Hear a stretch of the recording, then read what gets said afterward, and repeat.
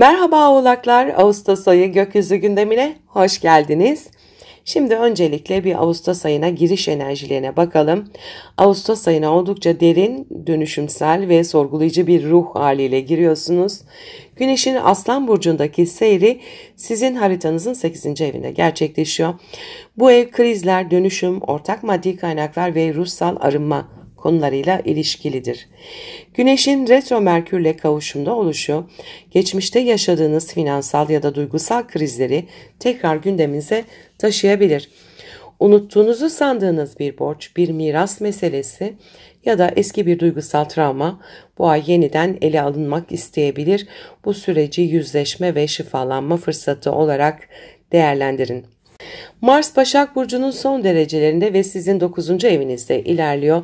Eğitim, hukuki süreçler, seyahatler ve inançlar alanında hareketlilik dikkat çekiyor. Fakat Mars'ın Koç burcundaki retro Kiron'la yaptığı 150'lik açı aileden gelen baskılar, geçmişten gelen korkular ya da kök inançlar nedeniyle bazı adımları atmakta tereddüt yaşadığınızı gösterebilir. Cesur olun, eski kalıplar kırıldığında önünüz açılacaktır. Venüs 31 Temmuz itibariyle Yengeç burcunda, ilişkilerde daha duyarlı, sevgi dolu ve besleyici bir tutum içerisine girebilirsiniz.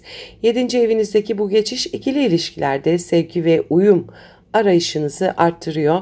Ancak Venüs'ün retro Satürn ve Neptün'le yaptığı kare açılar özellikle iletişimde kafa karışıklıklarına, belirsizliklere ya da hayal kırıklıklarına neden olabilir.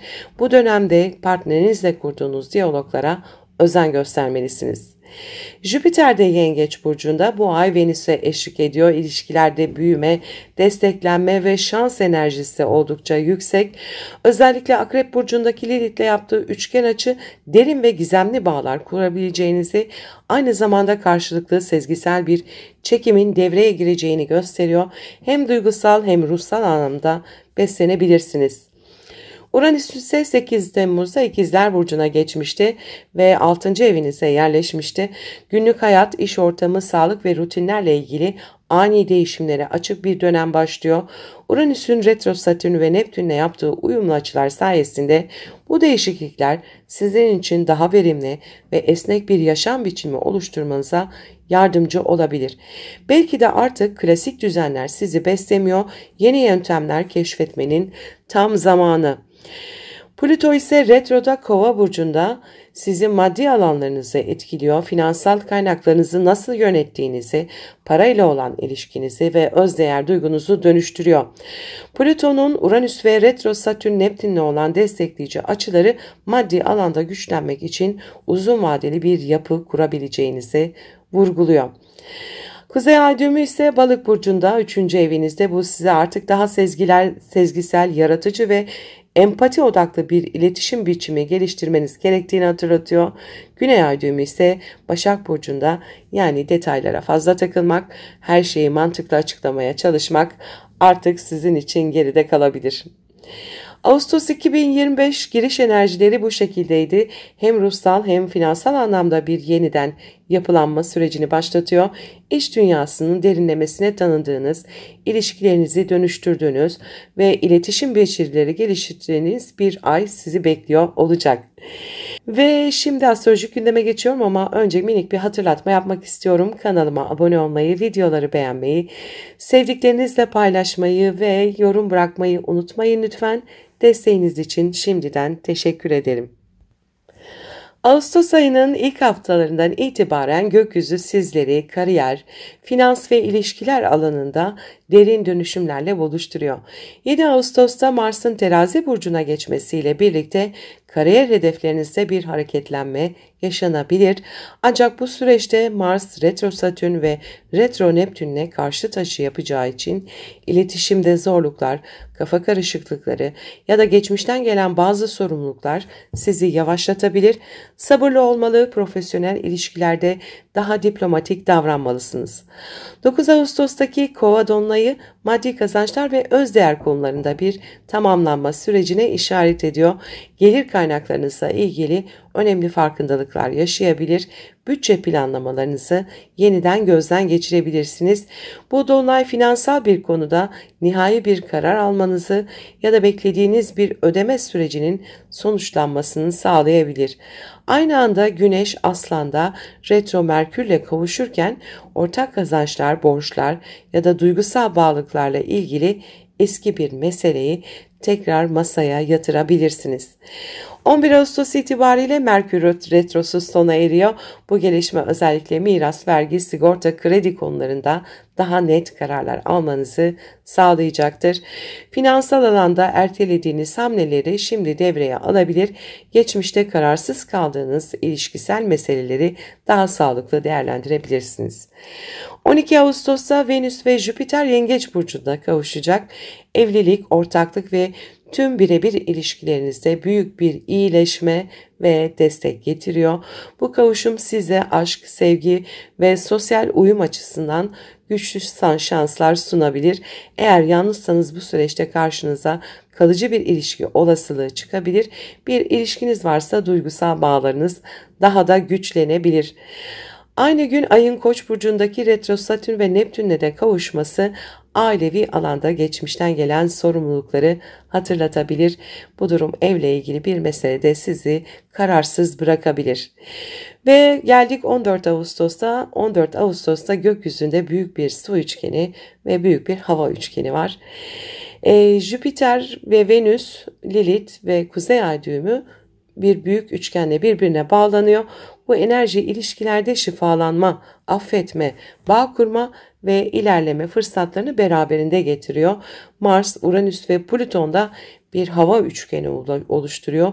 Bu hava üçgeni ise kariyer, üretkenlik ve yaratıcı özgürlüğünüzü güçlendiren bir enerji yayıyor. Geleceğe dair adımlarınız destekleniyor ve hem sosyal hem profesyonel çevrenizde görünür bir destek alıyorsunuz. 14-22 Ağustos arası sizler için ortaklıklar ve evlilikte büyük fırsatlar, kariyer alanında atılım ve desteklenme, finansal güvencede artış, duygusal bağların güçlenmesi anlamına geliyor. Bu süreçte hem ilişkileriniz hem kariyer yönünüz yön değiştiriyor da olabilir. Ağustos'un ikinci yarısı sizleri uzaklar, eğitim, inançlar ve hukuki konular üzerinden etkiliyor. Hayat felsefenizi gözden geçirmenize ve büyük resmi yeniden çizmenize neden olacak güçlü etkiler altındasınız. 20 Ağustos'ta ayın önce Jüpiter ve Venüs'te kurduğu kavuşum, ikili ilişkiler ve ortaklıklar alanında yumuşak ama etkili bir hava estiriyor. Sevgi, sadakat ve anlayış dolu bağlar kurabilir. Partnerinizin desteğini daha fazla hissedebilirsiniz bu dönemde. Ortaklığı işlerinizde de bereketli gelişmeler gündeme gelebilir. 22 Ağustos'ta Güneş Başak Burcu'na geçiyor. Uzaklarla ilgili konular, yurt dışı bağlantıları, akademik meseleler ve hukuki süreçler gündeminizde yerleşiyor.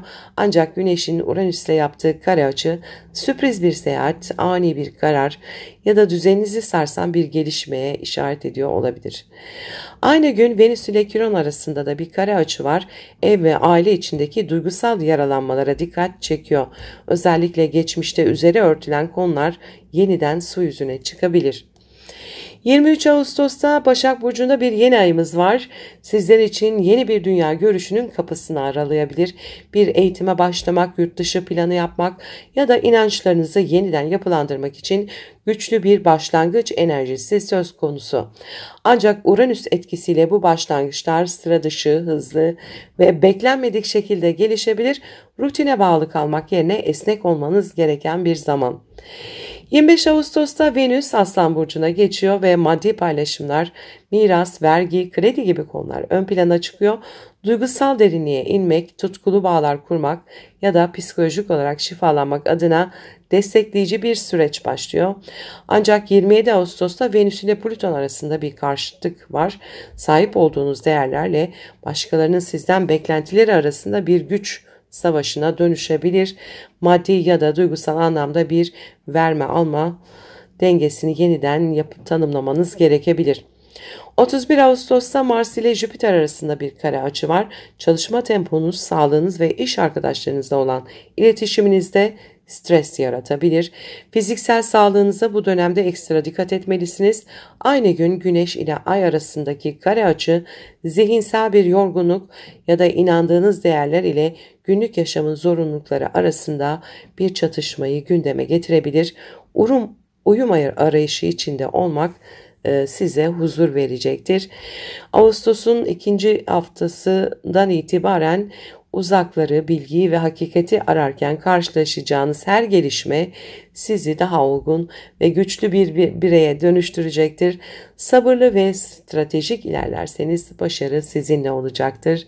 Verimli ve mutlu bir ay geçirmenizi dilerim. Sevgiyle kalın.